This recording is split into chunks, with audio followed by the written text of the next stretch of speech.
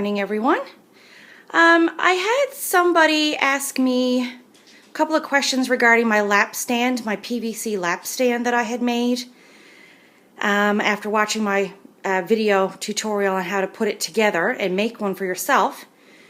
So I'm just going to do a little bit of a review, I guess, on how the lap stand is now working since I've been using it for several months, and how I use it. So basically, I've made my PVC lap stand 12 by 12. You could basically make this any size you choose, but I'm going to set up the camera and see if I can't get a good enough angle to show you how I put a cross-stitch piece on the frame, and then how I use it in my lap, on my tabletop, how I get at the back of my work, all those sorts of things. Okay, so basically this is my PVC lap stand. I wanted to be able to use a grime guard with it, but of course you need to have the openings here in order to be able to attach it at this section. So I just made a grime guard and cut holes in it and slipped it on over the PVC pieces, and I just leave it on there now. So then once I get my my project on there, I just put the grime guard up over, and when I want to take it off I just pull it back down, and that's basically it. So it exposes the bottom rung, no problem for me to snap on my Q-snap clamps. I'm trying to keep this in frame so that you can see it, but in case I get out of frame, I don't know, I'll try to fix it. So this is my current whip that I'm going to put on my lap stand, my Record Girls piece. And all I use are my regular Q-snap clamps. These are the ones that came with my, I think they might have come with my 11 by 17, no, my 11 by 11 frame. Actually, these are original Q-snap clamps, and these are the ones from Michaels. I think they're called Loops and Threads or something. I don't like these ones as much, but they still work. So basically, when you want to put your whip on your stand, you just situate it wherever, oh, puppy dog hair. You just situate it wherever you'd like to have it. And we're going to say about there. And you would just snap your clamp right on over the top, just like you do for a regular Q-snap. On the bottom, I kind of pull it tight, and I make sure my grime guard is out of the way, because I don't want to get that caught in the clamp. And I do the same thing. I snap the clamp on like that. Double check to make sure the grime guard is not caught in it. Yep, that's fine. And then the same thing with the sides. I just snap one clamp on there and one clamp on here. Ta-da! Then you can roll your clamps, of course, to tighten your fabric nice and tight. Okay? Once that's done, I just roll up my fabric like you would normally do for your grime guard, and I just pull my grime guard up over the top. I'm hoping that this is staying in frame so that you guys can see it and not too much of me. Hang on, let me get the grime guard on this side. There we go. And then I would just tuck in my excess fabric and adjust the grime guard as necessary, what have you. And that's it. And with the grime guard on, I can still manipulate the clamps if I need to. So that's not an issue. And that's pretty much it for putting your project onto your lap stand. Same as if you were working with a Q-snap, only it just, you know, you're using PVC pipe instead. This lap stand I made is 12 inches by 12 inches. Actually, the actual measurements from end to end might be 13 by 13 because I cut the pieces 12 by 12. But if you wanted to make a smaller one, you absolutely can. The only difference would be your 4 side pieces. You would cut those whatever length you wanted your lap stand to be, whatever size you wanted your lap stand to be. So if you wanted your lap stand, for example, to be small, like an 8 by 8, you would cut these 4 PVC pieces 8 inches long. And then the bottom part, I hope that's still in frame. Yep. The bottom part, you would still cut these the same lengths and dimensions. You can cut them the exact same. But this last piece along the bottom, you would cut that the same size as the 4 for the top, so that your piece could be more narrow, and these would actually come in to fit. So yeah, if you cut these ones all the same, this section here,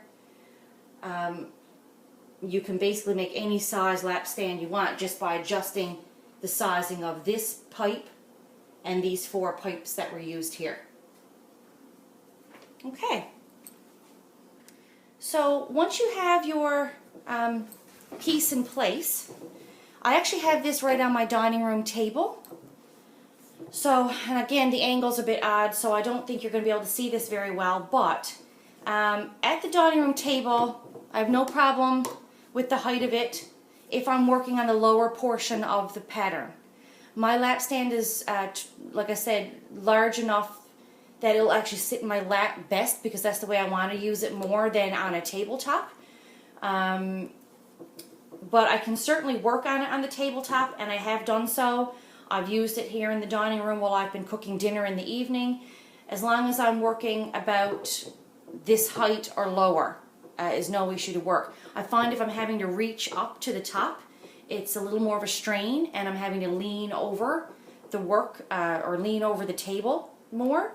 But if you're working at halfway down or less, it's certainly no trouble to use it on a tabletop very comfortably. Don't have any issues pushing the needle through, stitching both-handed, 2 hands, no problem. Plenty of space there to work, plenty of room for movement, and I can sit comfortably in my chair. Okay, I don't know how well you can see this with it.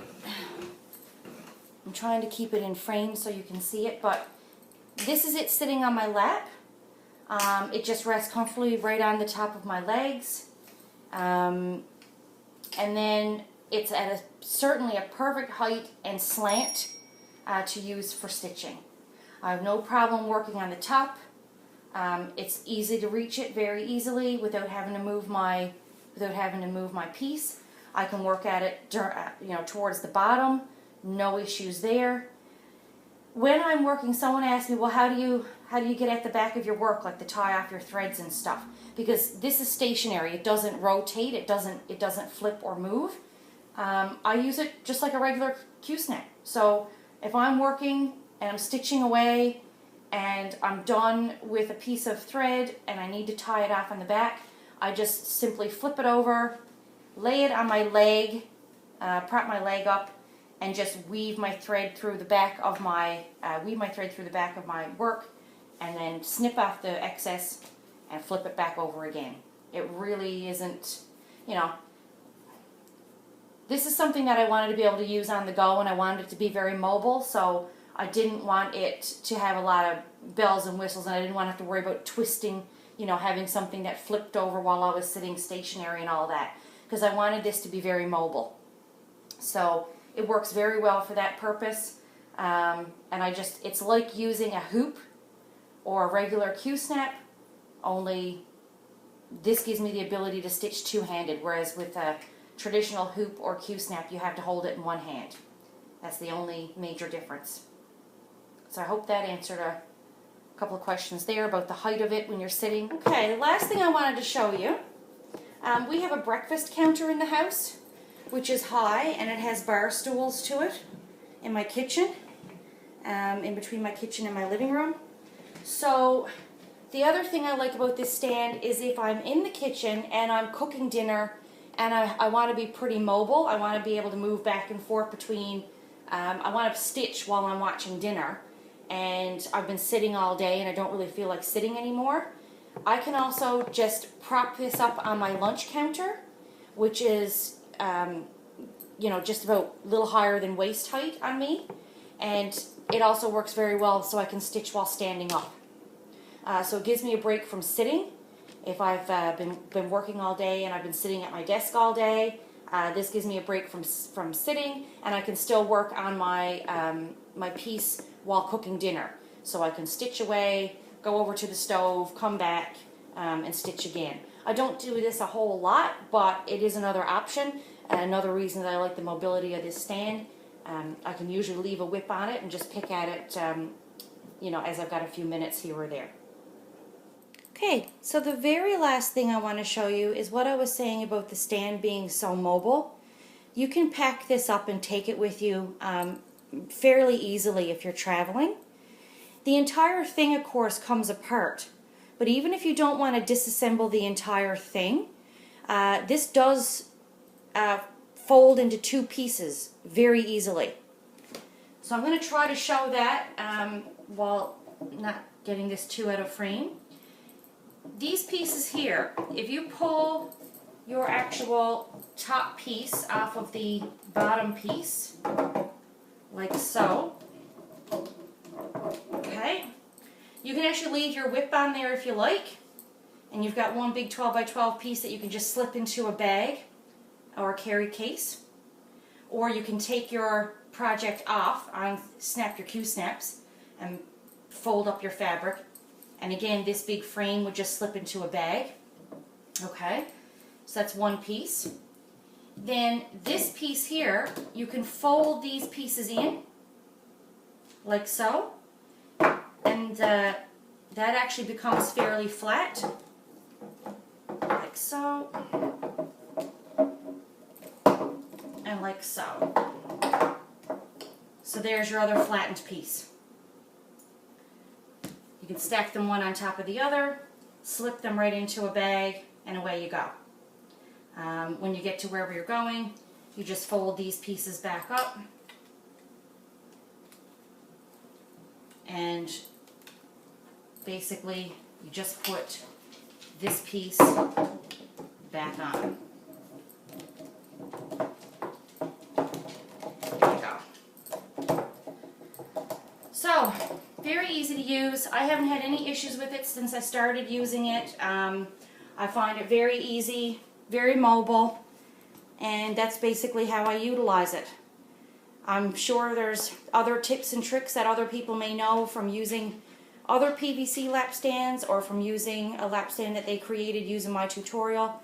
I will put a link in the description box of my previous video where I showed what sizes to cut the pieces and how to assemble them all. I will again mention that the PVC pipe I used, I live in Canada, is 1/2 inch PVC. In some places that may be 1/4 inch, I think they call it, or is it 3/4 inch PVC. You really have to take a Q-snap clamp with you to the hardware store if you're going to buy the PVC, because some companies measure the PVC pipe based on the interior hole, interior diameter of the pipe, and some of them base it on the exterior side of the pipe. So some places it's going to be larger than others or smaller than others.